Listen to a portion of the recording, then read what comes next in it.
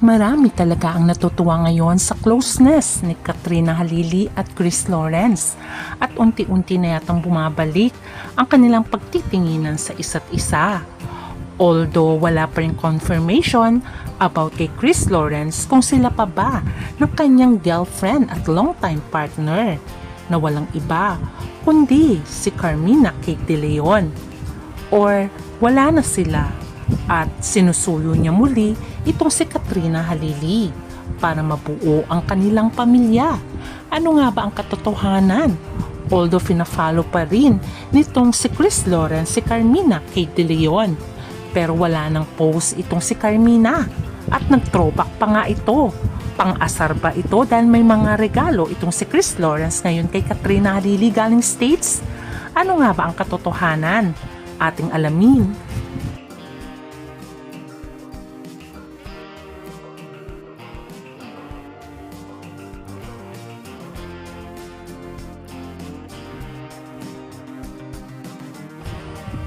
Marami talaga ang natuwa mula na mag-collaboration itong si Chris Lawrence at Katrina Halili noong January. Ay marami talaga ang natuwa dahil nagkaroon sila ng moments together para mag-usap bilang co-parenting kay Katie.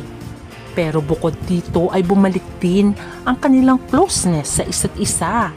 At mukhang hindi lamang kay Katie nila ito ginagawa bagkus para na rin sa kanilang sarili. At nandun pa rin ang kilig nila sa isa't isa. Ayaw man nilang aminin pero nahahalata ng mga fans sa kanilang kilos at salita. Alam naman natin na may long-time partner itong si Chris Lawrence, samantalang si Katrina ay single.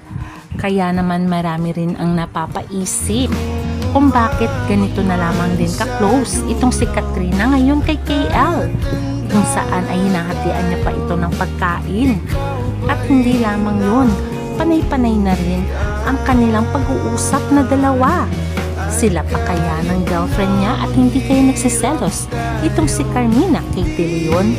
Although sinabi niya noon na ginagawa lamang ni KL yon para kay Katie at isupport na lamang daw sila. Dahil sila pa rin naman daw in real life, ayon sa kanyang post sa kanyang TikTok account. Kaya naman ang mga fans hati ang kanilang opinyon. Ano nga ba ang katotohanan? Nananahimik lamang ba itong si Carmina Kate De Leon dahil support niya kay KL? Or sadyang wala na sila ni Chris Lawrence? Dahil ang sabi nga ng mga fans ay dapat lamang daw ay humiwalay na ito kung makikita niya lagi si Chris Lawrence na kasama ang kanyang mag-ina. Dapat ay siya nakusa ang lumayo at mag-focus na lamang itong si Carmina sa kanyang mga anak. Alam naman natin na may anak ito sa ibang lalaki bago niya nakilala si KL. At dapat itong si KL ay mag-focus na lamang kay Katrina at kay Katie at kay Lyric. Alam naman natin noon na si Katrina ay single mom at very strong woman. Itong si Katrina, kaya niyang buhayin si Katie. Pero syempre si Katie ay kailangan ng papa na mag-guide din sa kanya. At syempre kailangan din talaga na mabuo ang kanilang pamilya alang-alang kay Katie. Ayon pa kay Katrina ay nag-usap sila ni Chris Lawrence. So lahat ng tampo niya ay sinabi niya na lahat ng nais niyang sabihin kay Chris at nag-usap na sila bilang co-parenting kay Katie. Pero hindi doon nagtapos ang kanilang co-parenting dahil nga minahal sila ng masa, kaya nagtuloy-tuloy ang kanilang communication. Kaya naman nang umalis si Chris Lawrence patungong States ay nandun pa rin ang communication niya kay Katrina at kay Katie at maraming fans ang natuwa dito. Ayon na rin sa observation ng mga fans, siguro nga wala na si Chris Lawrence at itong si Carmina Kate De Leon dahil si Katrina ay hindi naman papayag sa ganung setup. Alam naman natin na pwede naman silang mag-collaborate pero walang halong biro para respeto din kay Carmina. Pero siguro ay wala na nga sila ni Chris Lawrence kaya nagagawa na nila kahit itong ang house tour ay naging comedy. Pero syempre ay parang nagiging totoo sa paningin ng mga fans. Alam naman natin nung mag-partner pa sila ni Chris Lawrence, isa sa dahilan din kung bakit sila naghiwalay ay hindi sila financially capable pa noon. At sabi nga ni Katrina, bago magpakasal, kailangan may bahay na. Kaya naman sa pag-uwi ni Chris Lawrence, ang nakakagulat ay ang pagsundo ni Katrina at nitong si Katie sa kanyang papa.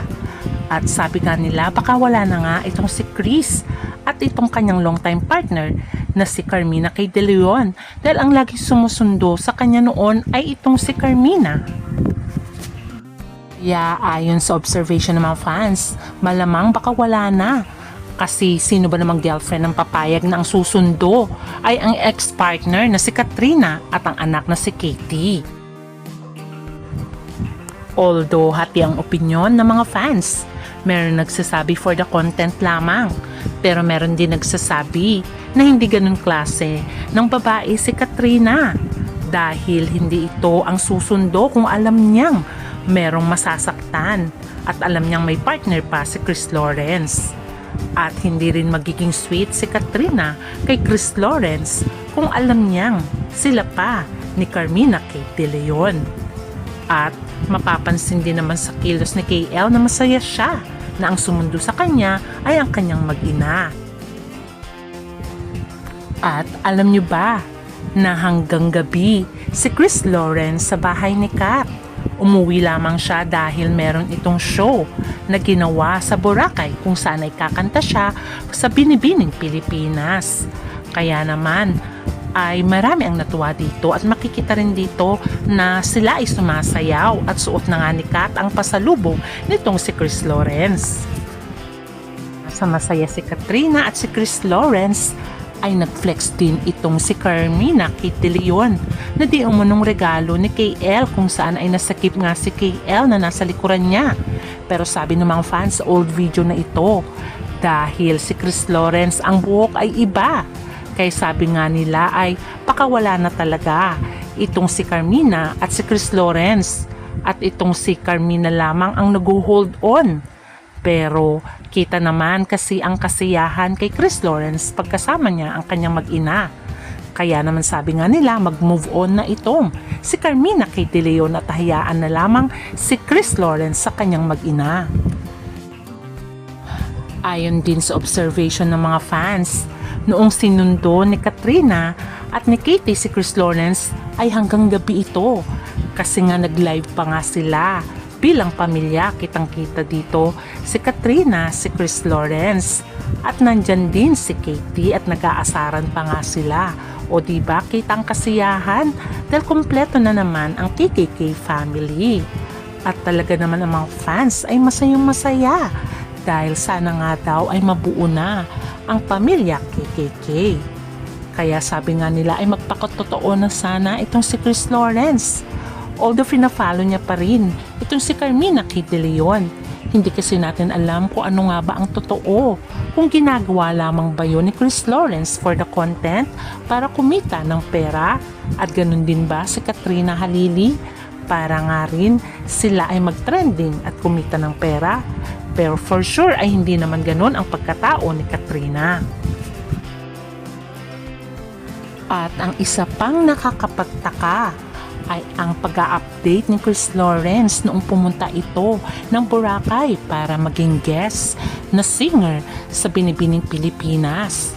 Ay nag-update talaga ito kay Katrina Halili. Kitang-kita habang nasa eroplano siya ay tinawagan niya si Maria Katrina Halili at makikita nga doon pag sinumo na ang kausap niya ay walang iba kundi si Kat. Kaya ibang level na naman ito. For sure ay hindi naman ito for the content lang para paasahin ang mga fans. Dahil alam naman natin, pag ang mga fans ay nagalit at niloko mo, ay magtatampo ito at mag-unfollow talaga. Kaya for sure ay may usapan ang dalawa. At siguro ay bumabalik na unti-unti ang kanilang feelings sa isa't isa.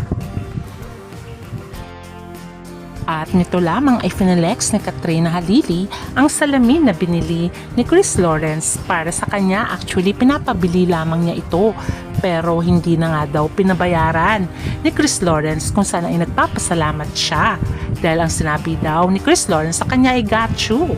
O kita naman, nag-reply din si Chris Lawrence sa pasasalamat ni Katrina sa kanya. At kung mapapansin nyo din sa bahay ni Katrina, ay makikita si Katrina at Katie na parang may inaasikaso si Katrina. At ito ay pagkain. At makikita rin na to and fro itong si Katrina sa isang lamesa kung saan nandun si Chris Lawrence nakausap ang mga fans through video.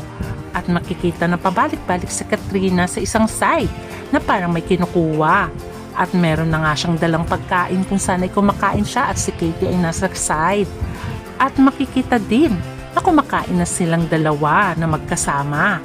Ibig sabihin nun ay ang naghanda ng pagkain ay walang iba kundi si Katrina at siya ang nag-serve ng pagkain kay Chris Lawrence na parang wifey material na.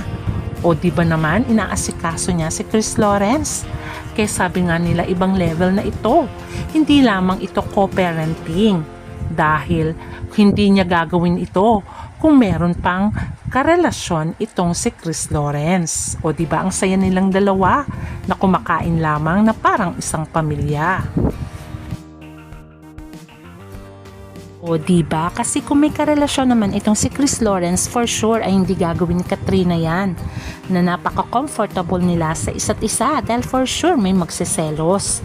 Pero baka nga wala na si Carmina at itong si Chris Lawrence. At tulad niyan sabi ni Chris Lawrence na one step at a time ay inaayos niya na ang kanyang pamilya para mabuo muli ito. Sabi din ng mga fans, dapat i-push na ni Chris Lawrence talaga si Katrina dahil bihira sa babae ang tatanggapin ang iyong nakaraan, especially kung may anak ka sa iba, tulad na lang ni Lyric. Kita nyo naman kung paano inaasikaso ni Katrina si Lyric na para niya na ring anak. O diba niyayakap-yakap pa nga niya ito kung saan naman nagpapasalamat din si Mary Joyce na ina ni Lyric sa pagmamahal na pinapakita ni Katrina sa kanyang anak. O para na rin silang isang buong pamilya. Kaya dapat ay mabuo na ang pamilya KKK family. At for sure marami ang magiging masaya, especially si Katie. Ating abangan ang susunod na kabanata. Bye!